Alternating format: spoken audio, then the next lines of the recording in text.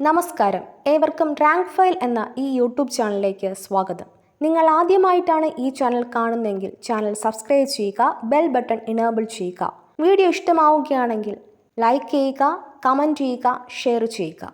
ഇന്നത്തെ topic Egyptian സംസ്കാരം, Mesopotamian സംസ്കാരം, ചൈനീസ് സംസ്കാരം. ഈജിപ്ഷ്യൻ സംസ്കാരം. ചരിത്രകാരനായ ഹെറോഡോട്ടസ് നൈൽ നദിയുടെ ദാനം എന്ന് വിശേഷിപ്പിച്ച ഈജിപ്തിലെ നൈൽ നദീതീരത്ത് ഉടലെടുത്ത സംസ്കാരമാണ് ഈജിപ്ഷ്യൻ സംസ്കാരം. ഹോവാർഡ് കാർട്ടർ എന്ന പുരാവസ്തു ഗവേഷകന്റെ ഡയറി കുറിപ്പിൽ പരാമർശിക്കുന്ന ഈജിപ്തിലെ രാജാവാണ് തൂത്തൻഖാമൻ. തെക്കൻ ഈജിപ്തിലെ ആദ്യകാല സംസ്കാരങ്ങൾ ഏറ്റവും വലുതാണ് ബദേറിയൻ സംസ്കാരം. ഫറോവ. ഈജിപ്തിലെ രാജാക്കന്മാർ അറിയപ്പെടുന്നത് ഫറോവ എന്നാണ്. ഈ വാക്കിനർത്ഥം മഹാമന്ദിരത്തിൽ വസിക്കുന്നവൻ എന്നാണ്. പിരമിഡുകൾ. ഫറോവമാരുടെ ശവകുടീരമാണ് പിരമിഡുകൾ. പുരാതന ഈജിപ്തിൽ ശവകുടീരങ്ങൾ ആഭരണങ്ങളും മറ്റു നിധികളും കൊണ്ട് നിറച്ചിരുന്നു. മൃതശരീരം കേടുകൂടാതെ സൂക്ഷിക്കുന്ന രീതി ഇവിടെയുണ്ടായിരുന്നു. ഇത് അറിയപ്പെടുന്നത് മമ്മി എന്നാണ്. ഈ മമ്മികളെ സൂക്ഷിച്ചിരിക്കുന്ന വലിയ ശവകുടീരങ്ങളാണ് പിരമിഡുകൾ. സപ്താത്ഭുതങ്ങളിലൊന്നായ കുഫു രാജാവിൻ്റെ പിരമിഡ് ഈജിപ്ഷ്യൻ സംസ്കാരത്തിൻ്റെ ഭാഗമാണ്. ഈജിപ്തിലെ ഗിസയിൽ സ്ഥിതി ചെയ്യുന്ന മഹത്തായ പിരമിഡ്, ഗ്രേറ്റ് പിരമിഡിൻ്റെ ശില്പി കുഫു രാജാവാണ്. ഇതാണ് ഏറ്റവും വലിയ പിരമിഡ്. ഗിസയിലെ പിരമിഡുകൾ പുരാതന ഈജിപ്ഷ്യൻ സംസ്കാരത്തിൻ്റെ ഏറ്റവും തിരിച്ചറിയാവുന്ന ചിഹ്നങ്ങളാണ്. ശാസ്ത്ര, സാംസ്കാരിക, സാങ്കേതിക നേട്ടങ്ങൾ. ഈജിപ്ഷ്യൻ ജനതയുടെ പ്രധാന സംഭാവനകളാണ് സൗര പഞ്ചാംഗം, ദശാംശ സമ്പ്രദായം, നിഴലിനെ അടിസ്ഥാനമാക്കി സമയം കണക്കാക്കുന്ന സൂര്യഘടികാരം, ജലപ്രവാഹത്തിൻ്റെ അടിസ്ഥാനത്തിൽ സമയം നിർണ്ണയിക്കുന്ന ജലഘടികാരം എന്നിവ. ഈജിപ്ഷ്യൻ സംസ്കാരത്തിൻ്റെ നട്ടെല്ല് അഥവാ അടിത്തറ എന്നറിയപ്പെടുന്നത് കൃഷിയാണ്. ഈ ജനത ചെയ്തിരുന്ന മറ്റു തൊഴിലുകളാണ് നെയ്ത്ത്, സ്ഫടികപാത്ര നിർമ്മാണം തുടങ്ങിയവ. അവർ സൂര്യനെ അടിസ്ഥാനമാക്കി കലണ്ടർ തയ്യാറാക്കി ഒരു വർഷത്തെ 365 ദിവസങ്ങളായി കണക്കാക്കിയിരുന്നു. 30 ദിവസങ്ങളുള്ള 12 മാസങ്ങളായി ഒരു വർഷത്തെ വിഭജിച്ചു. ബാക്കി വന്ന 5 ദിവസങ്ങൾ ആഘോഷങ്ങൾക്കായി മാറ്റിവെച്ചിരുന്നു. ത്രികോണം, ചതുരം എന്നിവയുടെ വിസ്തൃതി കണക്കാക്കാൻ അറിയാമായിരുന്ന സംസ്കാരമായിരുന്നു ഇത്. മനുഷ്യ ശിരസ്സും സിംഹത്തിൻ്റെ ഉടലുമുള്ള ഈജിപ്തിലെ ശില്പരൂപമാണ് സ്ഫിങ്സ്. വിശ്വാസരീതികൾ. ഈജിപ്തുകാരുടെ പ്രധാന ദൈവമാണ് സൂര്യദേവനായ റാ. ഈ ദേവന് വേണ്ടി ഈജിപ്തിൽ നിർമ്മിക്കപ്പെട്ട അബു സിംബൽ ക്ഷേത്രം ഉദയസൂര്യൻ്റെ ക്ഷേത്രം എന്നറിയപ്പെടുന്നു. ഈജിപ്തുകാർ ആരാധിച്ചിരുന്ന മൃഗമാണ് പൂച്ച. എഴുത്തുവിദ്യ. ഈജിപ്തുകാരുടെ എഴുത്ത് ലിപിയാണ് ചിഹ്നരൂപവും അക്ഷരരൂപവും കൂട്ടിച്ചേർത്ത ലിപിയായ ഹൈറോഗ്ലിഫിക്സ്. ഈ വാക്കിനർത്ഥം വിശുദ്ധമായ എഴുത്ത് എന്നാണ്. പാപ്പിറസ് ചെടിയുടെ ഇലയും തടിയുമാണ് ഈ ലിപി എഴുതാൻ ഉപയോഗിച്ചത്. നൈൽ നദീ തീരത്തുനിന്നും കണ്ടെടുത്ത റോസറ്റ ശിലയിൽ ഈ ലിപി ആലേഖനം ചെയ്തിട്ടുണ്ട്. വലത്തുനിന്നും ഇടത്തോട്ടാണ് ഹൈറോഗ്ലിഫിക്സ് ലിപി എഴുതുന്നത്. ഈ ലിപി ആദ്യമായി വായിച്ച ഫ്രഞ്ച് പണ്ഡിതനാണ് ഷംപോലിയോ. ഫ്രാൻസിലെ ഭരണാധികാരിയായിരുന്ന നെപ്പോളിയൻ ഈജിപ്റ്റ് ആക്രമിച്ചപ്പോൾ ഇദ്ദേഹവും നെപ്പോളിയനോടൊപ്പം ഉണ്ടായിരുന്നു. നിരന്തരമായ പരിശ്രമങ്ങൾക്കൊടുവിലാണ് ഈ ലിപി വായിച്ചെടുക്കാൻ അദ്ദേഹത്തിന് കഴിഞ്ഞത്. പുരാതന ഈജിപ്ഷ്യൻ സാമ്രാജ്യ സ്ഥാപകൻ മെനസാണ്. വലിയ യോദ്ധാവ് എന്നറിയപ്പെടുന്നത് തുത്മോസ് ഒന്നാമനും ഈജിപ്തിലെ നെപ്പോളിയൻ തുത്മോസ് മൂന്നാമനും അഖ്നാട്ടൻ അയൻ ഹോട്ടപ്പ് നാലാമനുമാണ്. ലോകത്തിലെ ആദ്യ വനിതാ ഭരണാധികാരി എന്നറിയപ്പെടുന്നത് ഈജിപ്തിലെ റാണിയായ ഹാത് ഷേപ്പ് സൂത്താണ്. പുരാതന ഈജിപ്തിലെ 18ാം വംശത്തിലെ രാജാവാണ് തൂത്തൻഖാമൻ. 2021 ഈജിപ്തിൽ കണ്ടെത്തിയ 3000 വർഷം പഴക്കമുള്ള ലോസ്റ്റ് ഗോൾഡൻ സിറ്റി എന്നറിയപ്പെടുന്ന മഹാനഗരമാണ് ആറ്റൻ.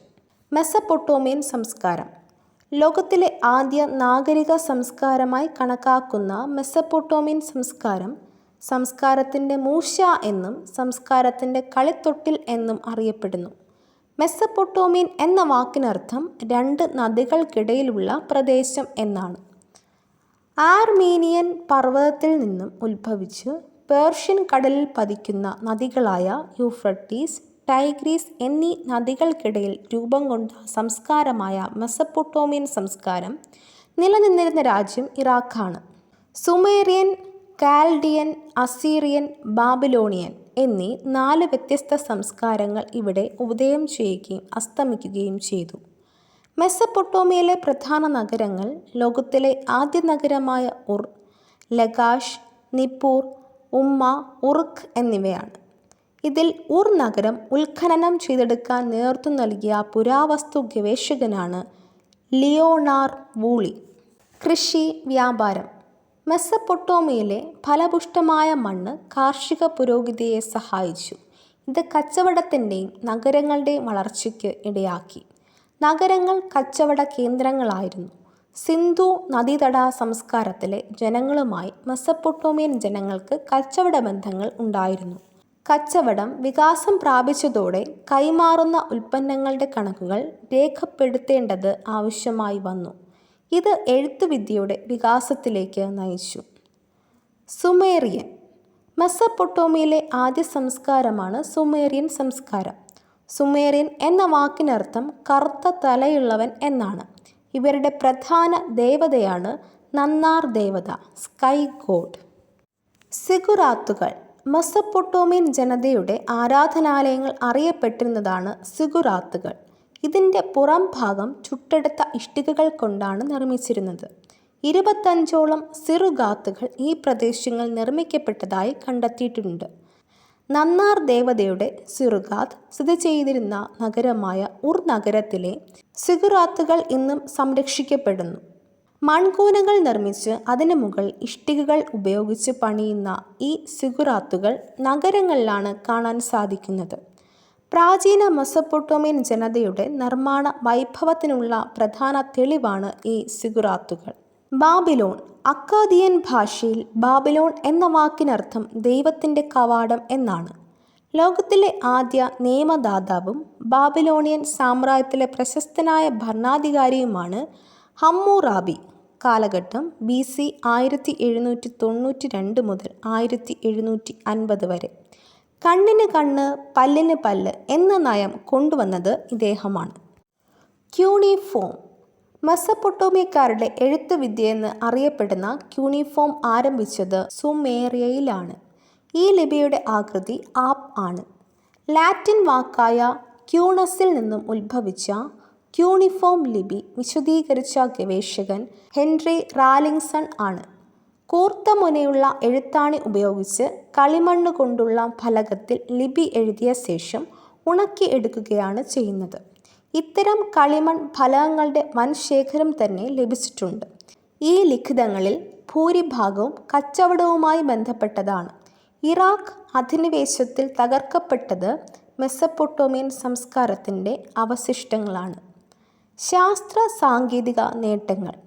ജ്യോതിശാസ്ത്രം, ഗണിതശാസ്ത്രം എന്നീ മേഖലകളിൽ ശ്രദ്ധേയമായ നേട്ടങ്ങൾ കൈവരിച്ച അവർ ചന്ദ്രൻ്റെ ചലനത്തെ അടിസ്ഥാനമാക്കി ഒരു കലണ്ടർ തയ്യാറാക്കി.